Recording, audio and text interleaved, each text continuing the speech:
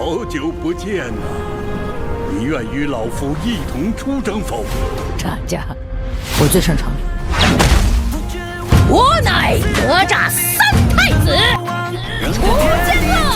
尔等妖孽，快受死！族犯下滔天罪行，我们报仇雪恨的千载良机到了。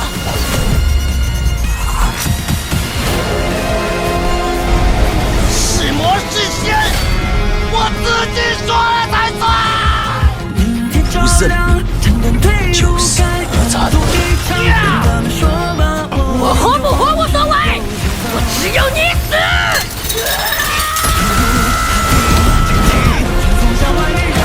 哪吒。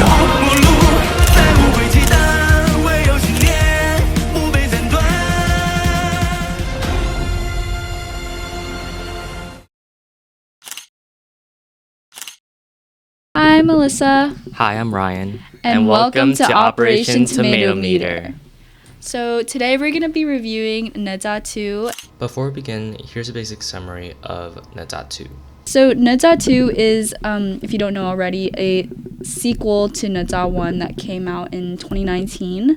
Ne Zha 2, I don't know if you've heard about it or not, but it is the highest grossing Chinese movie and the first highest grossing animated movie. It's the 5th highest grossing movie of all time, beating out Star Wars The Last Awakening. Oh, I don't know much about Star Wars. It beat out Star Wars was in 5th place, but recently got to that position. Okay.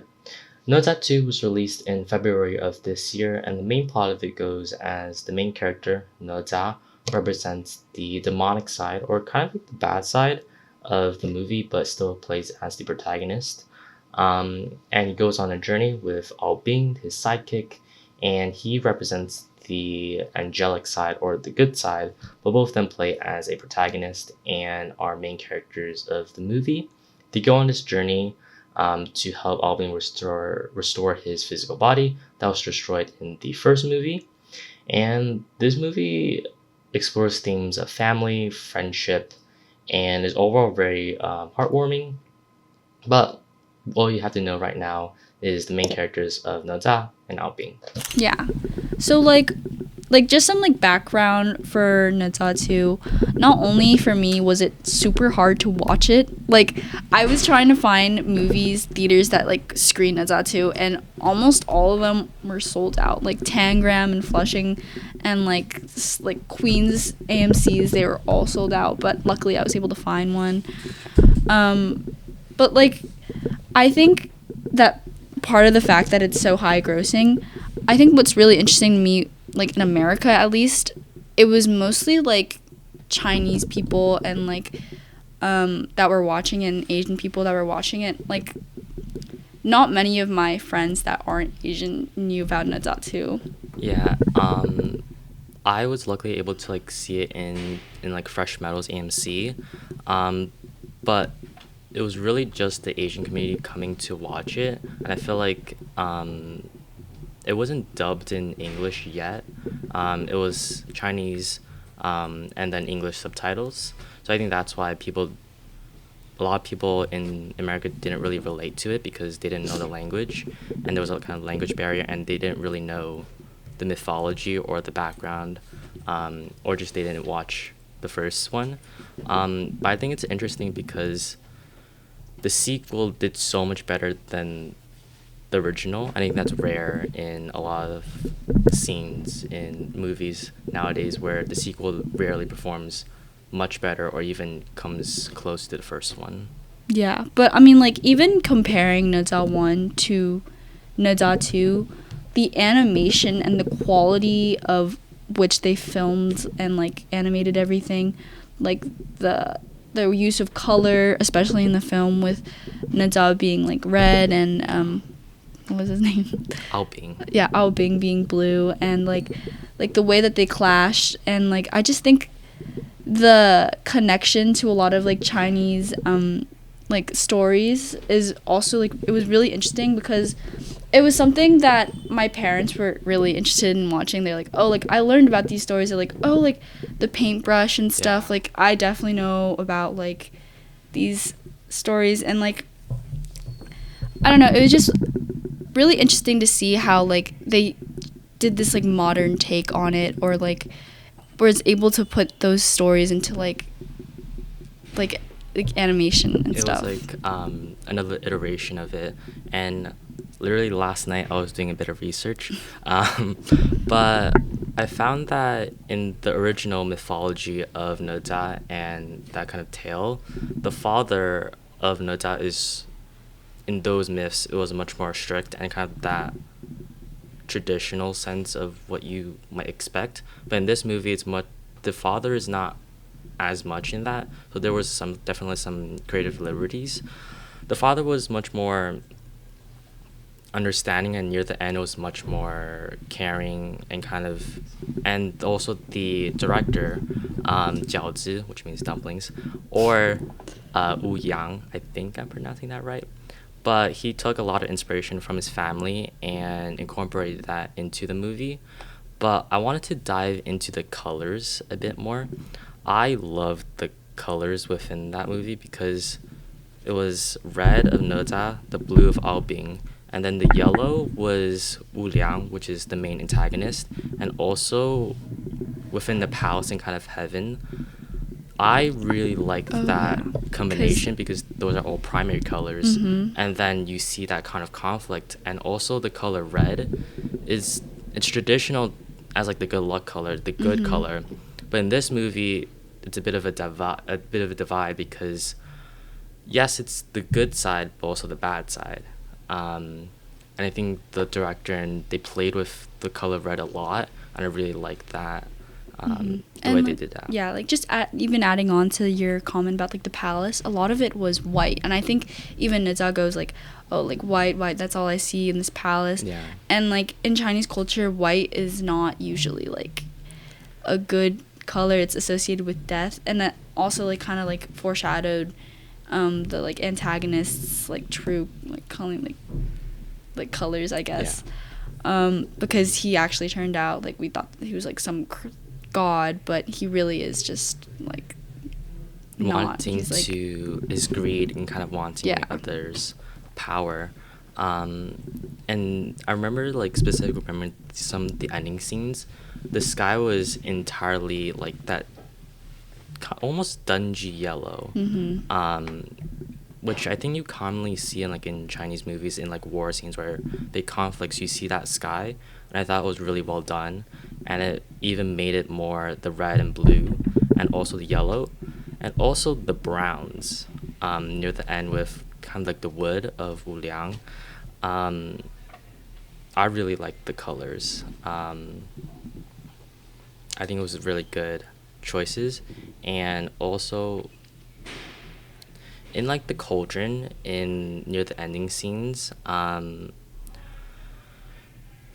director played with the color red by having like the skulls on like the cauldron on the outside. It was signifying demon, and red was the red orb was the demon orb.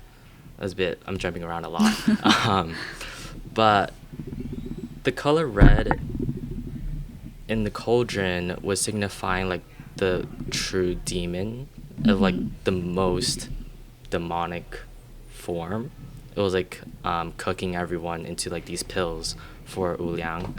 But Ne Zha, he had like a demon soul, but he was for the good because of the necklace, the dragon necklace. But it played with the color red because it was both the antagonist, almost the antagonist, because the Wu Liang had the cauldron with the red, but Ne Zha was red. It was demonic, but was also angelic. I don't know. What do you have to say on that? I think I jumped around a lot. That the ending, especially when Ne Zha kind of turns into the form, his final form, like I think all of that was done like just so well. But I think compared to Ne Zha 1, Ne Zha 2, there is so much action going on as well. And it's just so, like, pleasing to watch. And the humor is done pretty well. I think my favorite scene was, like, when Ne Zha, like, mistook some, like, sacred water for a urinal. And then the god drank it, and he's like, oh, like, this is good. Like, you should do like this the same process of making this wine. This was like it normally takes like this amount of time. Oh, it took 3 days this time. You should do this method instead. Some of the jokes I felt like was a bit cliche, like in stage 2 of Ne Zha's journey to kind of his journey within the movie. It was actually no, stage 1. It was the beavers. Yeah. I was very surprised when they put like the beaver meme of like the screaming. Yeah, but I also think that like this is a Chinese film. Yeah. And Chinese humor and American humor are definitely very different, and I think that also just even like adds on to the fact that like why it did so well in China. Like people were watching this 3-4 times just because they wanted to support a Chinese made film, and I don't think that happened as much in America. But still, like that is still very impressive that you have viewers watching this 3-4 times just to support your film, and I think that's just like it adds to like the people's love for Ne Zha and seeing representation of Asian culture in a movie. Yeah, and I know that like the director a few years before, in the time when he was making Ne Zha 1, he was living on his mother's pension, was only like 1,000 renminbi, which is around $140 USD. So he was living like bare minimum. He was trying to achieve his dream. He studied like pharmacy in university, but he had a passion for film. He did film part-time, but then he quit and did full-time, and then he was basically living off of $140. Yeah. And he still made it work. He made a hugely successful Ne Zha 1 was like $600 million. Yeah.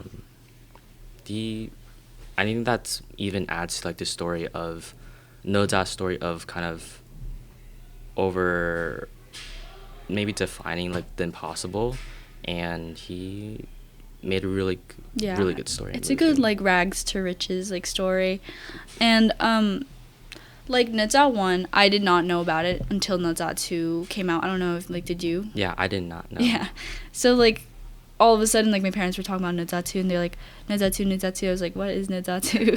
Yeah. So then I realized like I had to watch Ne Zha 1 first, and if you guys want to watch it is free on YouTube, so you should go check that out after you watch this. But Ne Zha 1 I think had a lot more humor in my opinion, and I think it was much easier to understand. Ne Zha 1, I agree, it's easier to understand. I think a few parts in Ne Zha 2 I was a bit confused, but then I had to like connect certain things. Ne Zha 1 was very straightforward.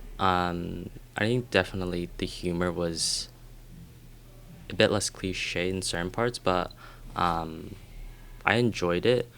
I just felt the story was it was a lot of setup for the second movie, and it was less action, and but I think it was still really well done and was a great original to the second movie. Yeah, and I also think that like you can watch Ne Zha 1 before Ne Zha 2, but I don't think it's that necessary. Like, you kind of get the premise that there's like a bad person or bad person, which is Ne Zha, and good Ao Bing, but like they kind of go against that because they're friends and they go against their like destinies. Yeah. But I mean, like, you don't really need that knowledge. It's like such a yin and yang. Like, you get that, like, you understand like the premise of what they're trying to talk about.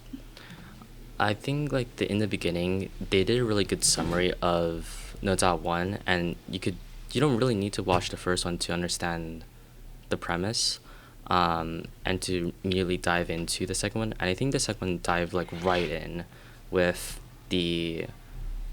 I forgot the full name, but it was the tiger like Yeah, the yeah. apprentice to the king, Dragon King. Mm-hmm. But he dived like right in and kind of attacked Ao Bing and Ne Zha, and then it kind of started their whole kind of journey. I think it was really hard, like touching to see like Ne Zha, like going about his way and kind of getting his independence, like steering away from his family. I think that was like definitely interesting to see, and his relationship with his mom, like how like he's definitely growing up, and this is like a change in like a coming of age kind of tale as well. But like, yeah. I think the parenthood side of like the themes and what the movie wanted to give to the viewer, I really enjoyed that part. And I think the scene where Ne Zha is like about to start his journey and then he doesn't give his mother a hug, I was a little mad at him, but I mean, like, I get that. and kind of resonated with it because it's powerful. It's a powerful scene, and it doesn't directly state it. It conveys it. But the brotherhood side of the movie, I think, had more impact on me. Also because my brother was sitting right next to me during we watched it, but the relationship between the tiger family of like the father and then to the little brother, he's like I think that those two relationships, and also Ao Bing and Ne Zha, they have kind of a relationship with brotherhood, and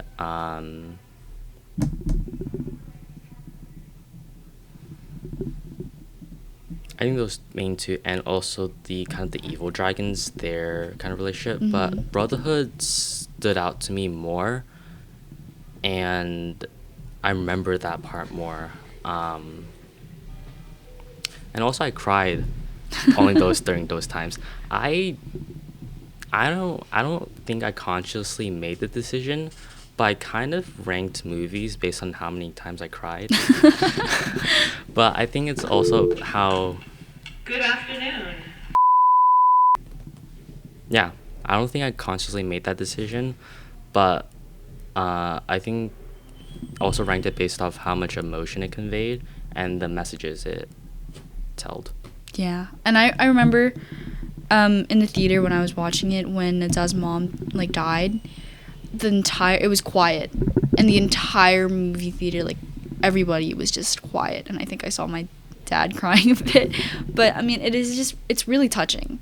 Yeah. So I guess with that, I guess we can give our ranks. So from 1 to 100, what would you give Ne Zha to? I think 89. I think it was a really good movie, but in certain parts the jokes some parts were cliche, or I just felt like I wasn't wowed in certain moments. One specific moment I really remembered was near the ending. Ao Bing was like, do you want to redefine what demons and angels are? And Ne Zha says, it's just a way to divide us. And then he asked, do you want to? Ne Zha says, 我想试试, which just means I want to try. Immediately after he said that, I thought you should have said 我想. Bit of a nitpick there, but I felt it was a bit more powerful. But 89 is my rating. What's yours? I would give Ne Zha to like I think 80s is right.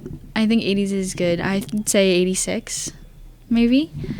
I just think that the movie itself, it's 2.5 hours. Yeah. And even though it's 2.5 hours of like beautiful animation, it's so pleasing to watch. And like, I just think that it could have been paced a bit better. And I think that like the story itself is really touching, but the humor is pretty cliche. Like the beaver thing, that like now that I think about it, it's just like the screaming was a little weird. It's a bit odd. Yeah. Or like having like I forgot what, but like they had like a really like big guy having like a really like cutesy voice or something like that. that's just, it's very cliche, but I understand how like they get that in Asia, but not in America. But yeah, I guess that's it. Okay, thank you guys so much for watching our review on Ne Zha 2. Make sure to like, follow, and subscribe to our YouTube channel, and tune in to our sister podcast, The Hawk View. That's it. Bye. Bye.